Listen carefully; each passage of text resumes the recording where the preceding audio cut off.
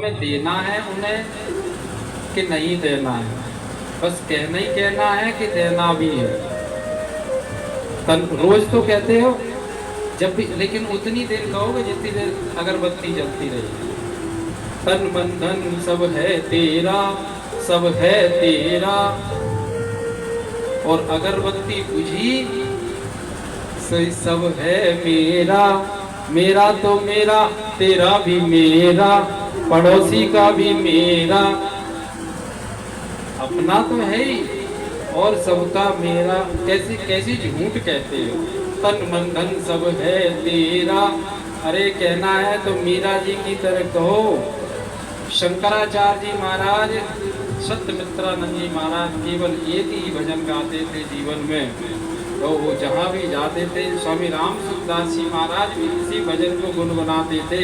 एक दो अंतरे हम और आप इस वृंदावन धाम में गुनगुना लें, क्योंकि वह कोई आजकल का भजन गाना नहीं है, गीत नहीं है, वो संतों के हृदय के उद्गार है, वो करने के लिए है कि अब सौंप दिया इस जीवन का सब भार तुम्हारे हाथों में, सब भार तुम्हारे हाथों में।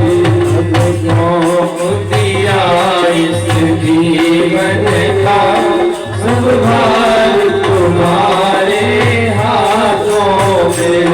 अब सौंप दिया इस जीवन का सब भार तुम्हारे हाथों में।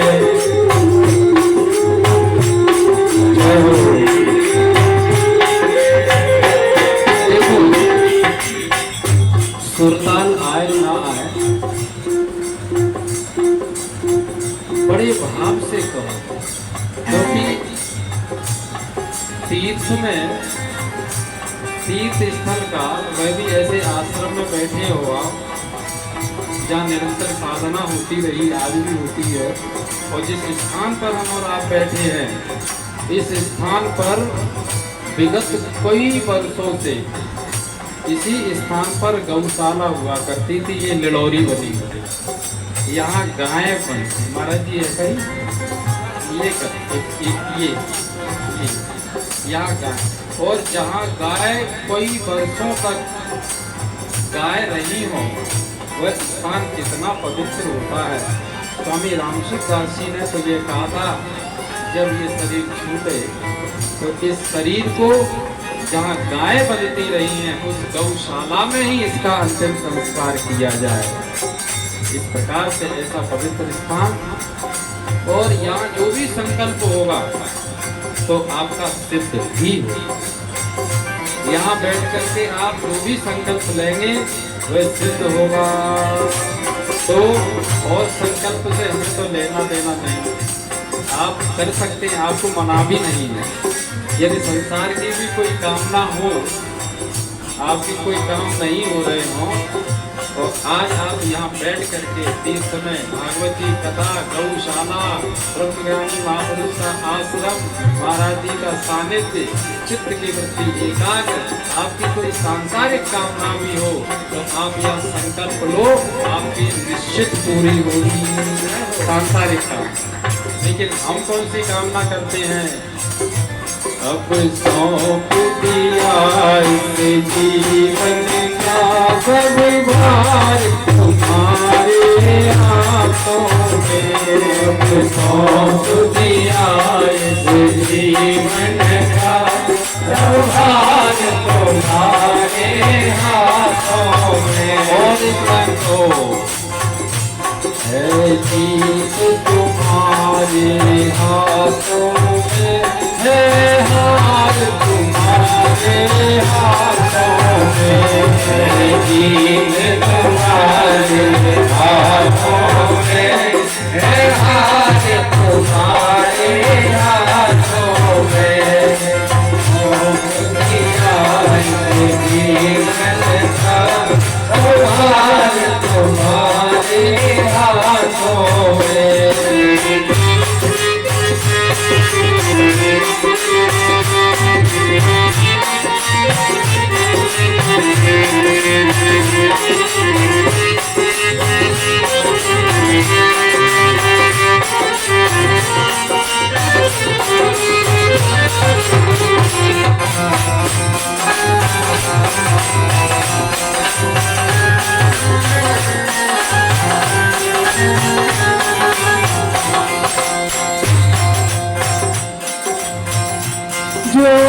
जग में रहूं तो ऐसे रहूं, जग में रहूं तो ऐसे रहूं, जो जल में कमल का फूल रहे, जो जल में कमल का फूल रहे, जो जल में कमल का फूल रहे, जो जल में कमल का फूल रहे।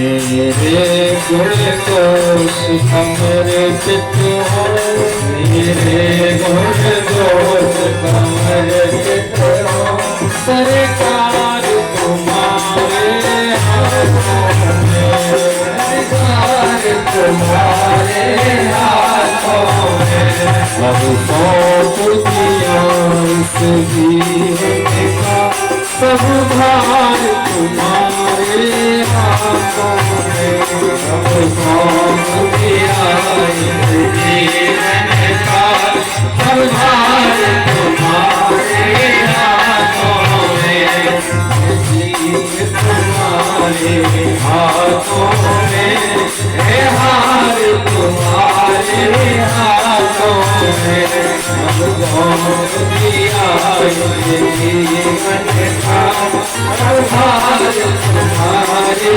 हाथों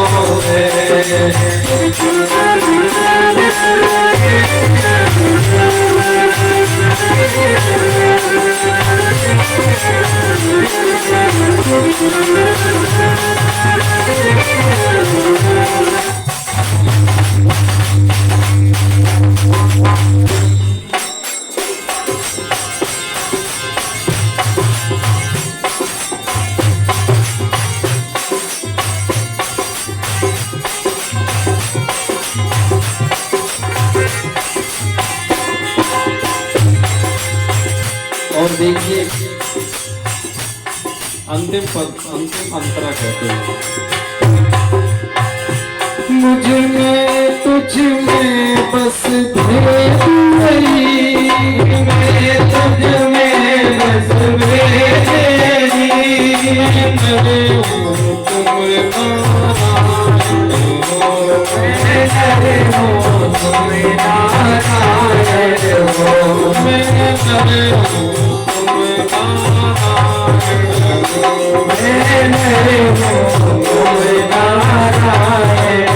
और देखो यदि भाव हो तो कुछ भी कहेंगे, तो ताल नहीं हो कोई बात नहीं, और शब्द भी इधर उधर हो जाए तो कोई बात नहीं, क्योंकि हमारे एक भक्त इसको एक दिन हम देख रहे थे, वे कह रहे थे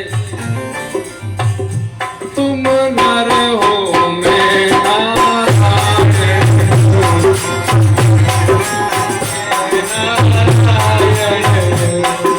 जब भाव भगवान भाव देखते हैं, भगवान शब्द नहीं देखते।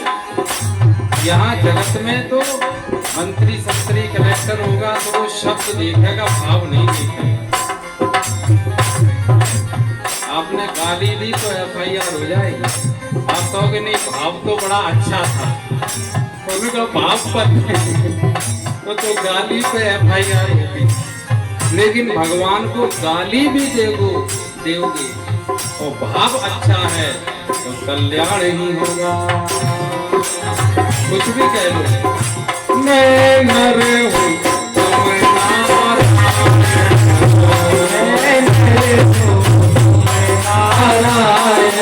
हो, मैं हूँ संसार के हाथों में, मैं हूँ संसार के हाथों में, संसार तुम्हारे हाथों में, संसार तुम्हारे हाथों में, अब सौंप दिया इस जीवन का सब भार तुम्हारे हाथों में, अब सौंप दिया इस जीवन का सब भार तुम्हारे हाथों में, जीत तुम्हारे हाथों में, हार तुम्हारे हाथों में, तुम्हारे हाथों में है, हार तुम्हारे हाथों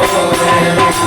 मौत भी हार के जीवन का सब हार तुम्हारे हाथों में।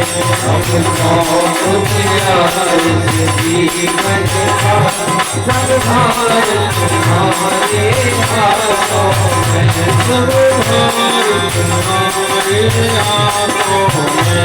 सब हार तुम्हारे हाथों में। सब हार तुम्हारे हाथों में। सब हार तुम्हारे हाथों में। बोलिए वृंदावन बिहारी लाल की जय। इसका नाम भक्ति है, इसी का नाम भक्ति है जो अपने भार को भगवान को सौंप देता है और स्वयं अपनी बुद्धि से करता है तो हमेशा दुखी रहेगा। अब ये दो जीवन, भागवत कौन सा जीवन देना चाहती है कि भगवान को सौंपो। भारतवर्ष की हिंदू संस्कृति, सनातन संस्कृति क्या ज्ञान देती है? ईश्वर को सौंपो, अपना भार ईश्वर को सौंपो।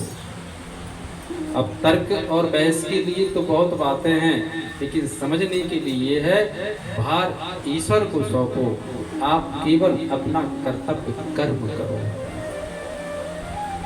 अब सौंपने की बात आएगी तो कर्म ही सौंप देंगे। अब कर्म ही सौंप दोगे, कर्म कर्तव्य कर्म सौंपने की बात नहीं आ रही, भार सौंपने की बात। अब सौंप दिया इस जीवन का सब भार तुम्हारे हाथों में। ऐसा थोड़ी कि आप खाट पकड़ जाओ, कुर्सी पे बैठे रहोगे, अब तुम्हें खिलाओगे, अब तुम ही सब करोगे। ये इस प्रार्थना का अर्थ नहीं है। यदि ये इस प्रार्थना का अर्थ होता तो भगवान कृष्ण को क्यों युद्ध में लगाते? नहीं नहीं नहीं, कर्तव्य कर्म करने में ही आज का मनुष्य पीछे है। पत्नी अपना कर्तव्य नहीं करती, पति अपना कर्तव्य नहीं करता, माता पिता अपना कर्तव्य नहीं करते। आपको व्यास गद्दी से कहते हैं, आप कितने भी होशियार इंटेलिजेंट बने रहिए, आप अपना कर्तव्य नहीं करते। आप अपने बच्चों को जीन्स पहनाते हो तो तुम पहनाते हो, कपड़े लत्ते छोटे पहनाते हो तो तुम पहनाते हो, ये तुम अपना कर्तव्य करो। हिंदू संस्कृति से हटाने का काम मुसलमान बना रहे हो, तुम बना रहे हो। विरोधी नहीं किसी की, मुसलमान विरोधी नहीं, लेकिन अपने धर्म से दूसरे में जाओगे, ये तुम काम करते हो। यदि संतों के प्रति दुर्भाव भर रहे हो तो तुम भर रहे हो, माता पिता भर रहा है। नहीं, आज के समय में यहाँ आश्रम में, बापूजी के आश्रम में आने में क्या बुराई है? क्यों नहीं आ सकते हो आप? क्यों थोड़े लोग आते हैं? क्यों कथा नहीं करी जाती? क्या बापूजी से ज्यादा तुम कर रहे हो? बापूजी यदि आज होते तो 12 वर्ष ये भारत पिछड़ गया। आज 12 वर्ष में इस भारत में कितने बालकों को सुसंस्कार दिए जाते। ये आज जो आपाधापी मची है, ये नहीं मची। लेकिन कुछ चंद लोगों ने क्या किया, उसका लाभ भी आज दिया जा रहा है। ये माता पिता अपना कर्तव्य नहीं कर रहे। इंग्लिश मीडियम में केवल पढ़ाने का उनका कर्तव्य है। अब यूं तो मंच से उतर आए तो आप हमें नहीं बोलने दोगे, आप इंटेलिजेंट ही इतने, लेकिन हम नहीं मानते इंटेलिजेंट। क्यों? वो ही लड़के तुम्हें आज नहीं तो कल गाली देंगे, और मुसलमानों में जैसा चलता था वही आज हिंदुओं में चलने लगा। मुसलमानों में यह क्या था, उनकी परंपरा में कि बाप को मार करके फेंक दिया जाता था और बेटा गद्दी पर बैठ जाता था। बाप को बांध के डाल दिया जाता था, बेटा गद्दी पर बैठ जाता था। वही हिंदुओं में होने लगा कि बाप को हटाकर, माँ को हटाकर एक तरफ कर दिया, उनकी प्रॉपर्टी पे अपना अधिकार कर दिया। अच्छी तरह मानो तो अच्छी तरह नहीं, बांध के भी डाल दिया। गुरु वृंदावन बिहारी लाल की। माता पिता अपना कर्तव्य नहीं कर रहा, पुत्र अपना कर्तव्य नहीं कर रहा। पुत्र का तो आपको बता ही दिया कि पुरंजनी के पीछे लगे, माता पिता का तो रोटी। पुत्र अपना कर्तव्य कर्म नहीं छोड़ना, अब सौंप दिया इस जीवन का सब भार तुम्हारे। जो जहां है वहां उसका वह कर्तव्य है। आज जड़ भरत जी कहाँ है? आज जड़ भरत जी ने सब कुछ त्यागा है, त्यागा है। वो सन्यासी हैं तो उनका धर्म, उनका कर्तव्य क्या बनता है कि हमेशा आठों पहर ईश्वर के चिंतन में रहते हैं, जगत के चिंतन में नहीं रहते हैं। कोई घर बार छोड़ करके वृंदावन आ जा रहने लगे, उसके बाद भी यदि वह जगत का चिंतन करता है, घर द्वार जिसने छोड़ा हो, वृंदावन में रह रहा हो, वहां भी वो जगत चाहता हो, अपना नाम चाहता हो, साधु बनने के बाद भी कोई अपना नाम चाहता है या धन चाहता है या फॉर्च्यूनर बैठ करके चलना चाहता है, तो समझ लीजिए इनका पतन ही है। क्योंकि जगत का चिंतन सब कुछ छोड़ने के बाद ये कर्तव्य ही नहीं है। फिर तो कर्तव्य यह है कि ईश्वर का भजन करना ही कर्तव्य है। यदि घर गृहस्थी में रह रहे हो तब घर गृहस्थी के लिए जो कर्तव्य है वो कर्तव्य तुम्हें करना ही पड़ेगा। इसलिए कहा कि भरत जी तो पूरी तरह से भगवान को समर्पित है। तो भगवान रक्षा करते हैं, काली मैया ने रक्षा करी है। अब एक दिन राजा रघुगुण की सवारी जा रही है और अपनी पालकी में 4 कहार लगा रहे हैं। किस लिए जा रहा है राजा रघुगुण? ज्ञान लेने के लिए। एक एक बात को पकड़ना पड़ेगा। ज्ञान लेने के लिए जा रहा है और मनुष्यों के कंधों पर पालकी रखी है, उस पालकी में स्वयं बैठा है। मनुष्य के प्रति उसके अंदर दया का भाव नहीं है, उनको वह पैसे भी नहीं देता, फ्री में ही कंधों पर बैठा है। नीचे भगा देगा, राजा है ना, उतरेगा, हटाओ दूसरे ले आओ। और करने क्या जा रहे हैं? ज्ञान लेने जा रहे हैं। यदि हम और आप वृंदावन धाम आए हैं और किसी टमटम में भी बैठ जाते हैं तो 5 रुपए लगते हो तो 10 देना, नहीं 6 देना, 5 के 4 मत देना। यदि पिंड मुरैना की तरह रहोगे, जैसे वहां कहते चल तुझे क्या देगा, तुझे क्या देगा, और 10 मांगे 5 ले लो, नहीं 5 मांगे 10 दो। ब्रिज धाम में आए हो और टमटम वाले को भी बिहारी जी का ही रूप जान करके उससे भी अपशब्द नहीं बोलना, उनको भी प्रणाम ही करना है।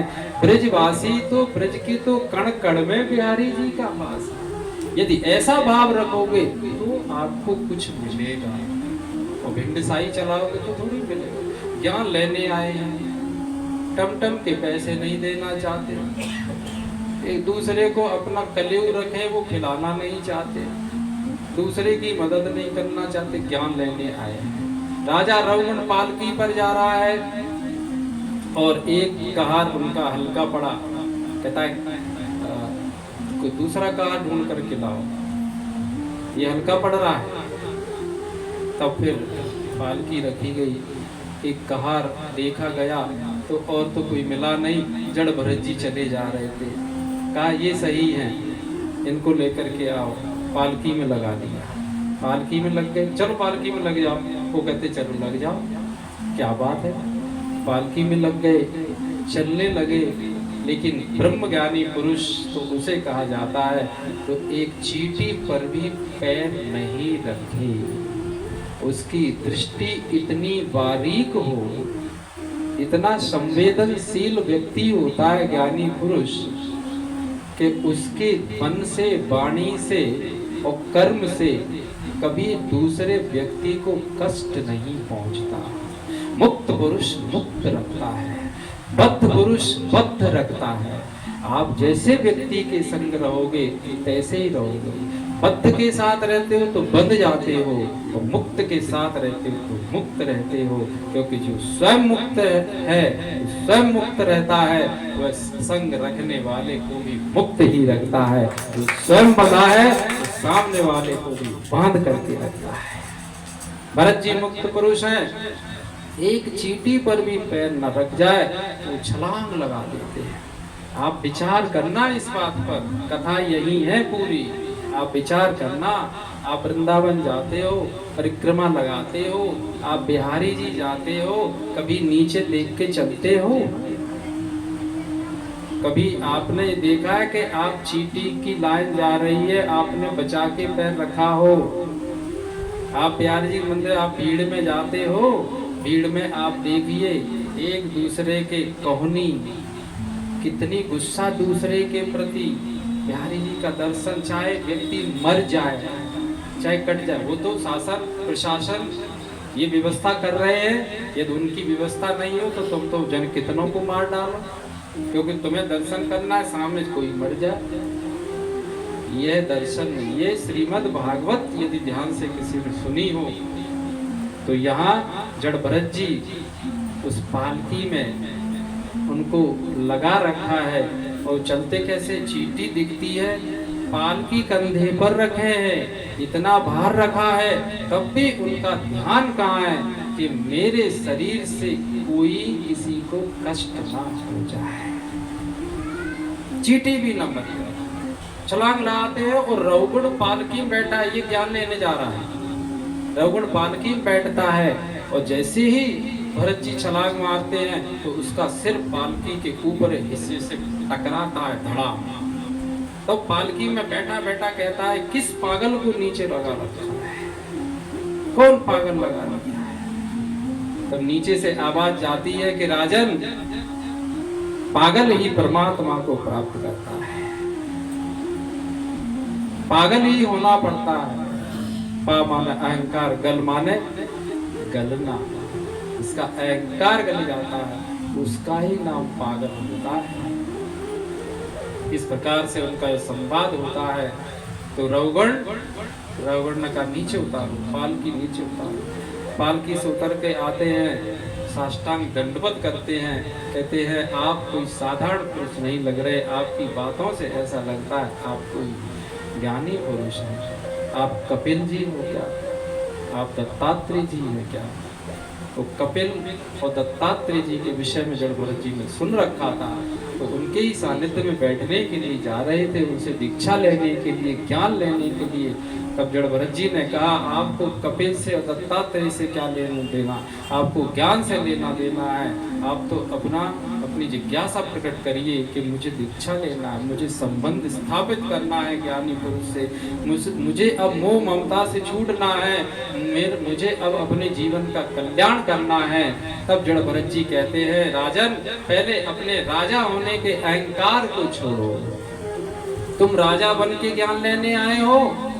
जो व्यक्ति ज्ञान लेने जाता है, अपने पद और डिग्रियों को, अपनी पदवियों को, उपाधियों को सब एक तरफ रख करके तब उसे वृंदावन जाना चाहिए, तब उसे गुरु जी के पास जाना चाहिए, तभी उसे बिहारी जी के पास जाना चाहिए। या डिग्री लेकर के गया, और डिग्री लेकर के जाते हैं, कलेक्टर जाए तो 4 आसपास जाए, मंत्री जाए तो कितनी सिक्योरिटी जाती है, तो तुम मंत्री बन के जा रहे हो, बिहारी जी की कृपा नहीं है।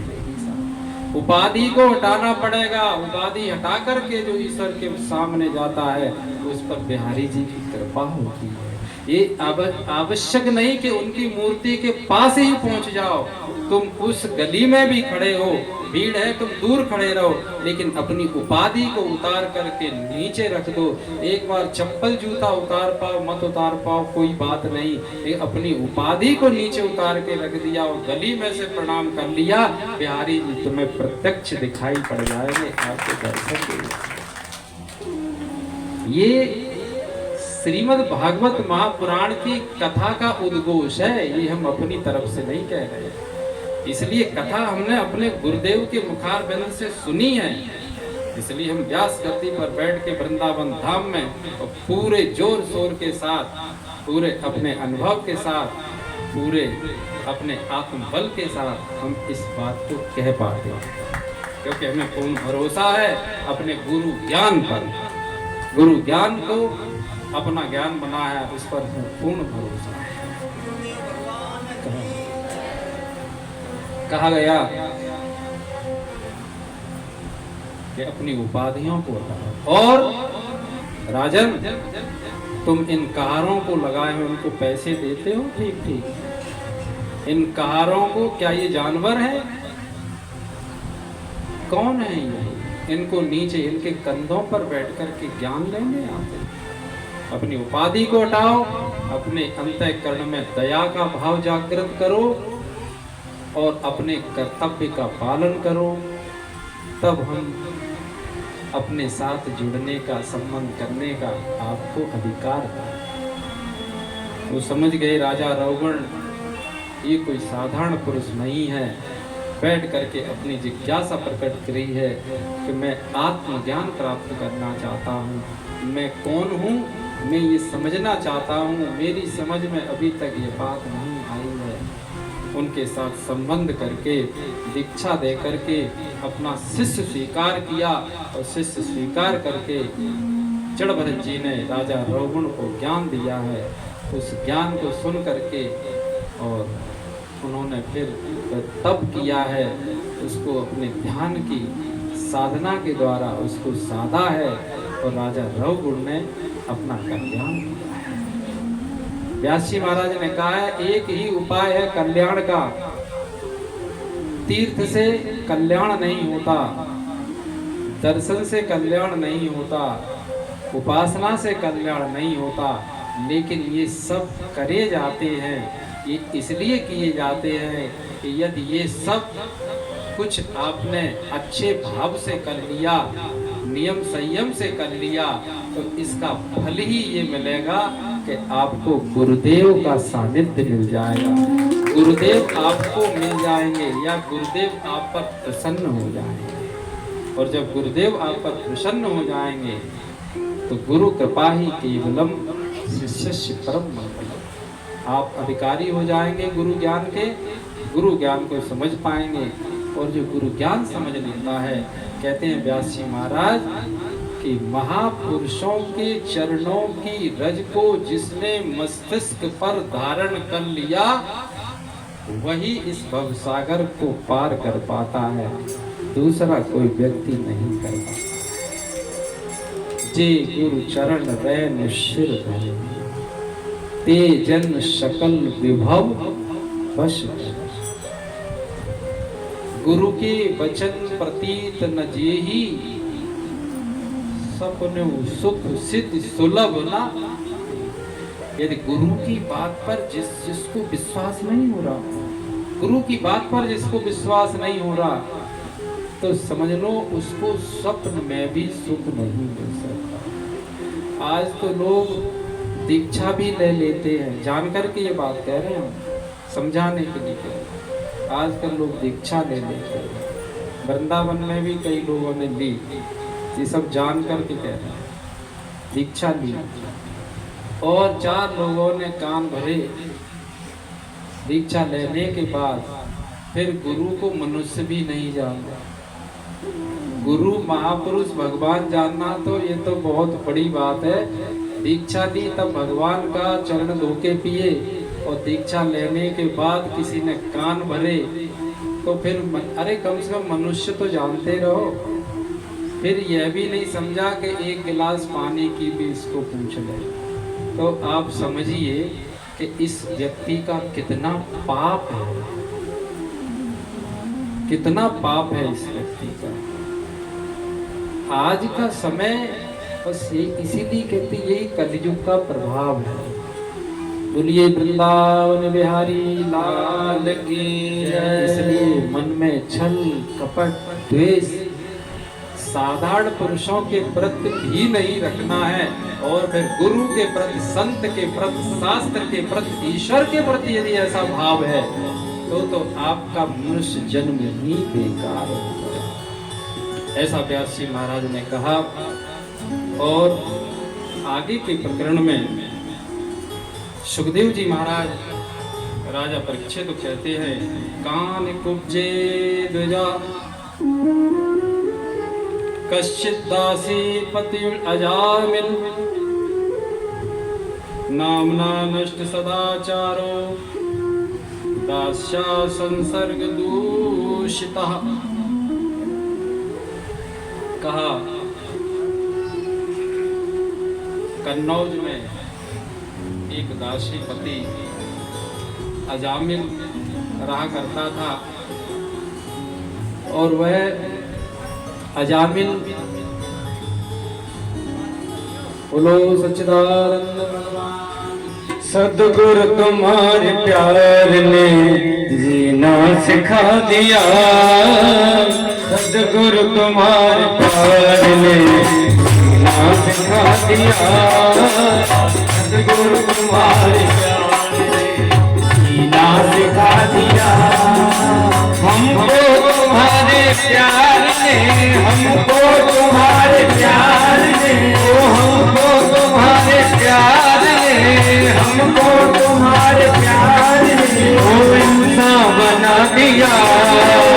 सद्गुरु तुम्हारे प्यार ने जीना सिखा दिया। सद्गुरु तुम्हारे प्यार ने जीना सिखा दिया।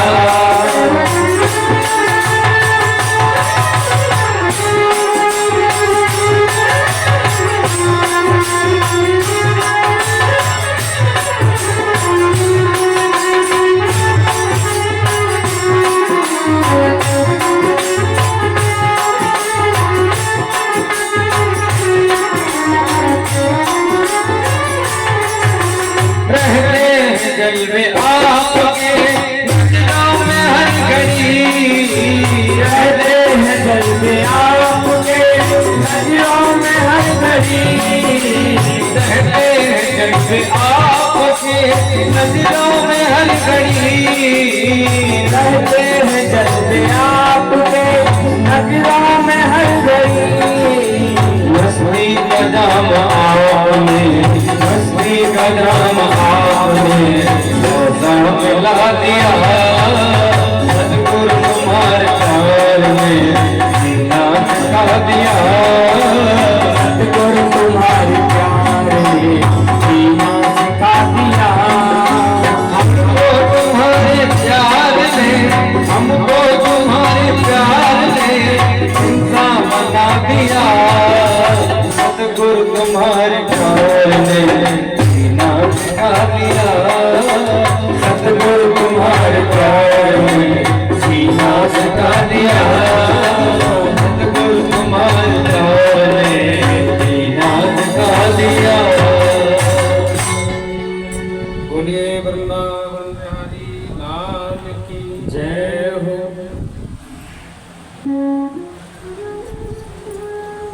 अजामिल ने अपनी धर्म पत्नी को छोड़ करके एक दासी के संसर्ग में आया और उसके साथ रहने लगा। एक दिन संत लोगों का आगमन हुआ। अजामिल घर पर नहीं था तो वह अच्छे संस्कारों वाला अजामिल, लेकिन संगति के कारण, एक वैश्या की संगति के कारण उसके वह अच्छे संस्कार दब गए और नवीन जो संस्कार थे, गलत संस्कार, वो उसके ऊपर आ पड़े और वह आसक्त होकर के उस दासी के संग रहने लगा। एक दिन संत लोग आए, बालकों ने जान करके कह दिया कि अजामिल के द्वार चले जाओ, आपको खूब भरपेट भोजन मिलेगा। अजामिल के द्वार पर संत लोग गए।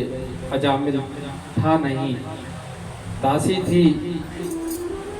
उसने कहा हम तो अपने हाथ से तो आपको भोजन करा नहीं सकते, कुछ आपको अन्न दे देंगे, आप अपना भोजन बना लेना, पा लेना, तो उनका दक्षिणा में तो कुछ दो।